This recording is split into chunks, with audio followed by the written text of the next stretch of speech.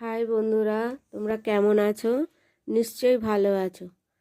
আজকে আমি তোমাদের জন্য নিয়ে এসেছি পটলের একটা রেসিপি।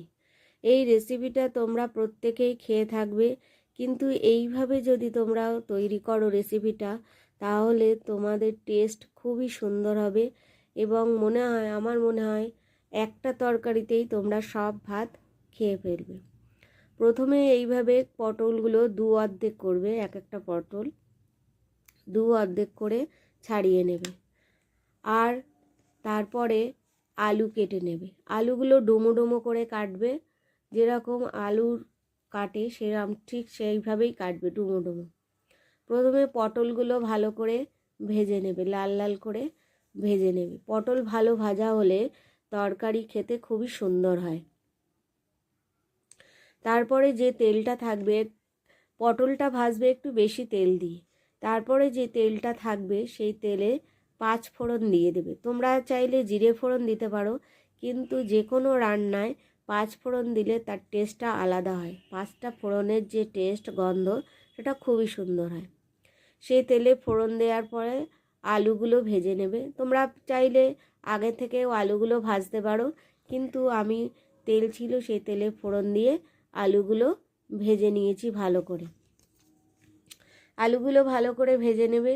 নেয়ার পরে তোমরা এর মধ্যে দিয়ে দেবে টমেটো। টমেটো তোমরা পেস্ট করেও দিতে পারো অথবা কুচি কুচি করেও দিতে পারো, তোমাদের যেরকম ইচ্ছা সেইভাবে তোমরা দিতে পারো। পেস্ট করে দিলে তরকারিটা ভালো হয়, গ্রেভিটা খুব সুন্দর হয়, গ্রেভিটা টেস্টি হয় পেস্ট করে দিলে। এবার যাদের খুব তাড়াতাড়ি দরকার তারা পেস্ট না করে ছোট ছোট কুচি করেও দিয়ে দিতে পারো, কারণ আলুর সঙ্গে টমেটো দেওয়ার ফলে এগুলো ভাজতে ভাজতে টমেটোটা অনেকটাই নরম হয়ে যাবে। এবার আলুতে তেল, হলুদ লবণ দিয়ে আলুটা ভালো করে ভেজে নিতে হবে।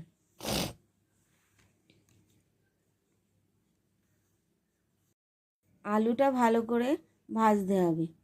আলু ভাজা হয়ে গেলে তারপরে মধ্যে দিয়ে দেবে পেঁয়াজ। পেঁয়াজটা একটু কুচি কুচি করে নেবে, পেঁয়াজ কুচি দিয়ে দেবে। পেঁয়াজ কুচি দিয়ে তারপরেও একটু ভাজবে ভালো করে। ভাজার পরে তারপরে দেবে টমেটো, যাতে পেঁয়াজের কাঁচা যে গন্ধটা সেটা কিছুটা চলে যায়।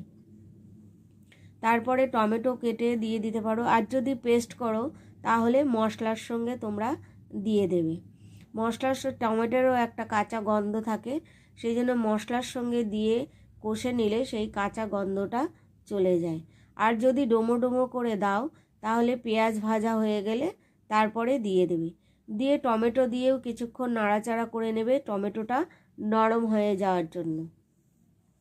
টমেটো নরম হয়ে গেলে তারপরে দিয়ে দেবে আদা রসুনের পেস্ট।